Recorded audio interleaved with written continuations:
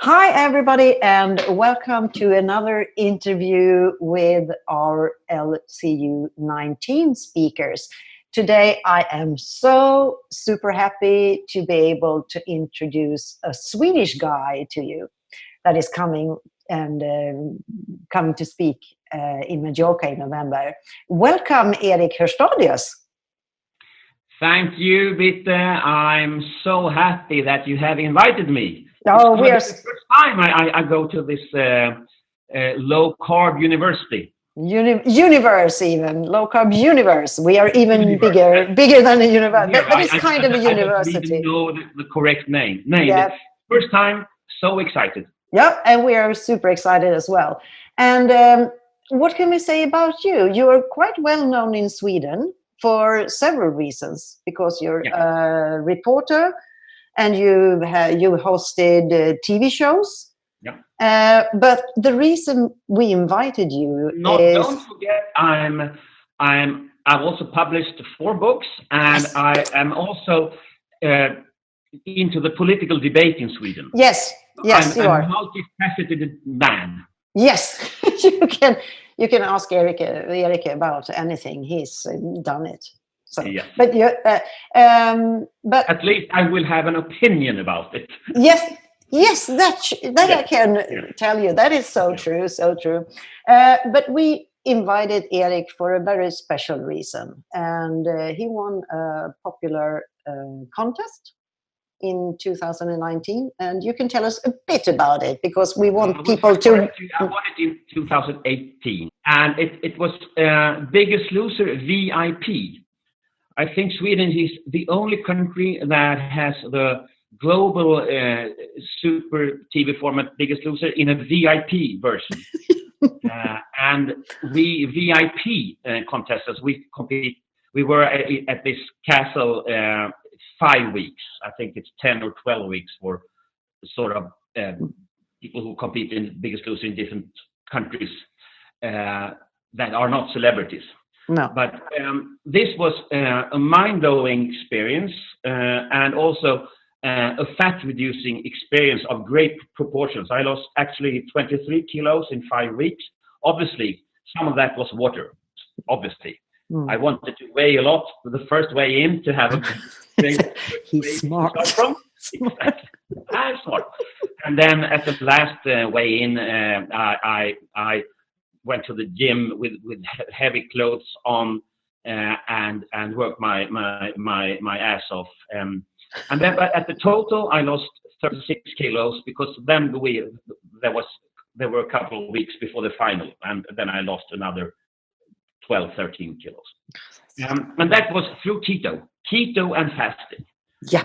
And that is so opposed to the ordinary, what Biggest Loser format want the audience to see is that the fat people, they go to the gym and they sweat all hectograms and kilograms off their body. But me and some other contestants in the VIP version in Sweden, we had before studied about efficient and long-lasting weight loss, which keeps the energy up. And that was keto, and we had the chance to practice it for 5 weeks. Yeah. And it was a wonderful experience, and we were extremely successful. And we had all in the group, we were 8 Swedish celebrities, and all of us have kept our weight down afterwards. This is 1 year after. Yeah. All other Biggest Loser contestants, they gained the weight afterwards. Yeah, and they ruined their metabolism, but you haven't done that. Metabolism crashes, and their hunger goes up, because the leptin hormone, the body gets less sensitive to this leptin hormone that reduces hunger and stuff. So, but we had this keto approach, especially me and another guy, but it spread in the group.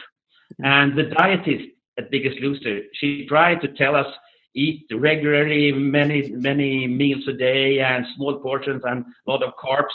And we said, go fuck yourselves. And we ran our own show. And she's a cool woman. She backed off. Yeah.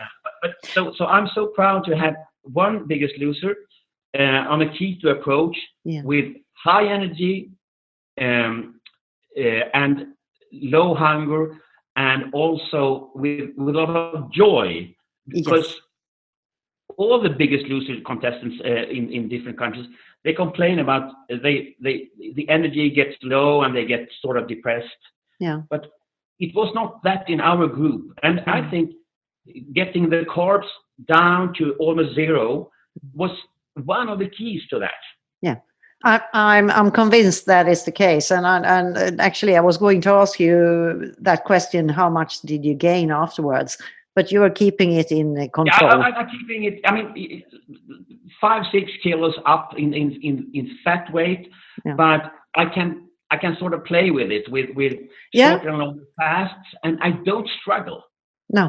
The weight gain is I blame it on wine. Yeah. Yes. Okay. Small weight gain, I blame it on wine and cheese. Yeah, I can tell you, people, that Erik actually writes for Swedish Diet Doctor webpage, and his articles and texts are hilarious and they are kind of liberating when it comes to talking about, because you don't lie about, I love drinking wine, I love eating cake sometime, and you have found like a way that works for you, that you can do it. And I'm so glad you're picking up on that, because sometimes I grant myself, I call it carb exception, and it could be 1 week in Tuscany where you want to indulge in the pasta and the bread and stuff, or if I'm invited to party. So it's not that I should be very, very careful about carbs, but I don't want to take that pleasure away from my life forever. No. So what I do is, after having indulged in carbs for a night or a week or sort of, I use intermittent fast and super keto strategy to get back into fat burning mode. Yeah. And one thing that is so important for me to say is that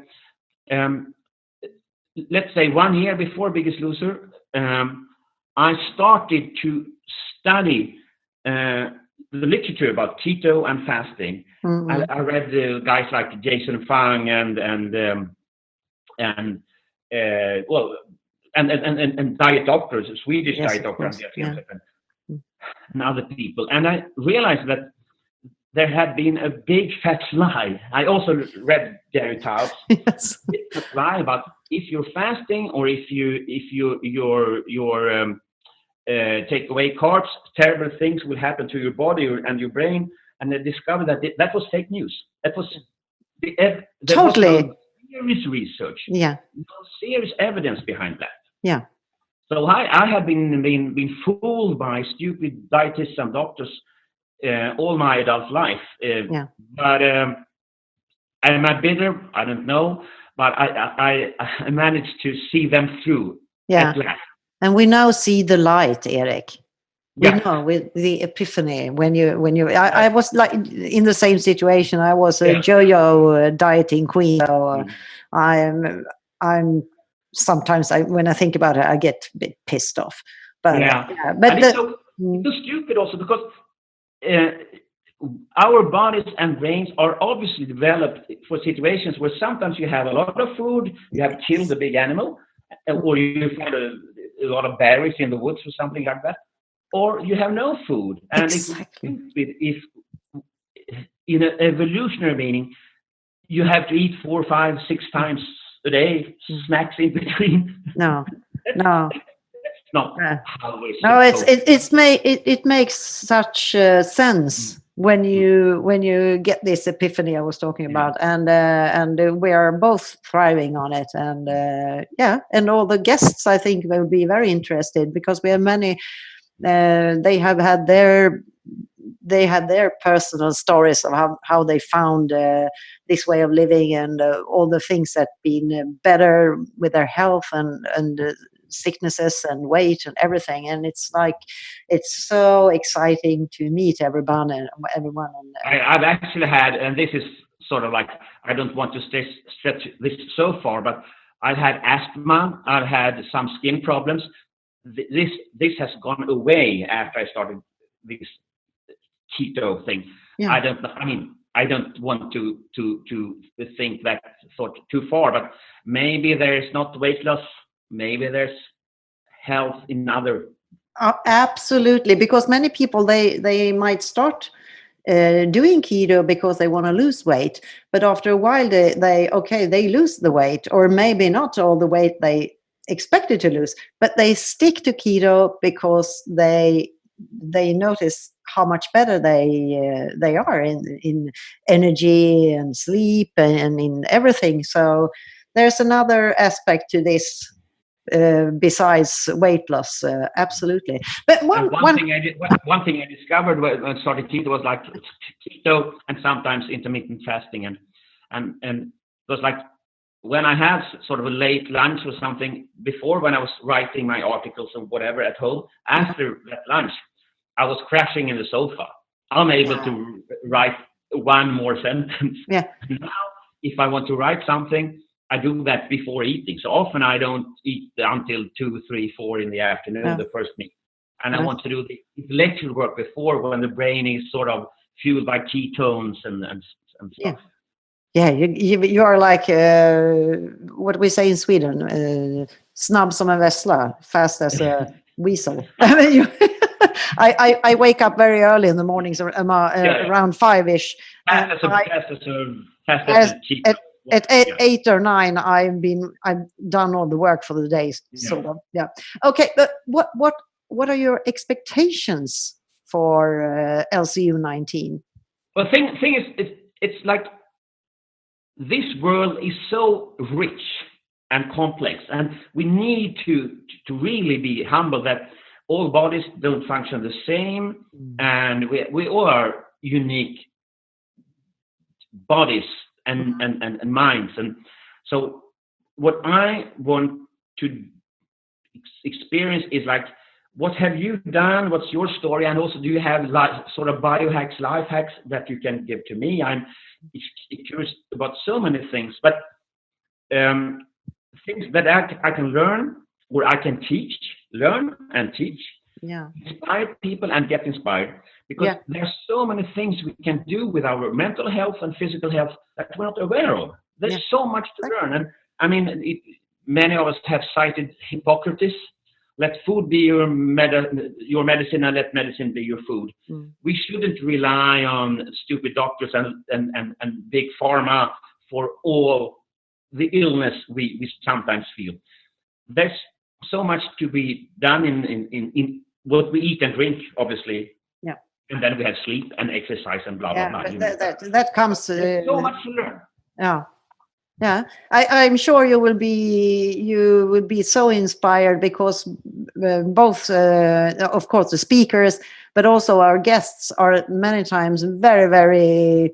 They have a lot of knowledge, and they are, as you say, they are like specialists on themselves after going through this metamorphosis, going keto, discovering keto, and discovering that the health is like just going up. If we have the time, one more 30 more seconds or something. Yes, absolutely. 2 things I really want to say is I'm looking forward to wine and cheese sessions in the night with very dry wine.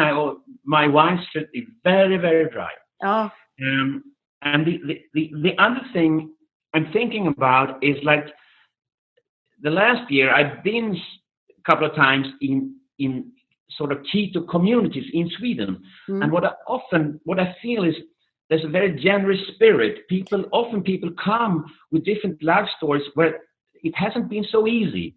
And you have been the outlier, you have experienced problems. And then you found something which has made your life better.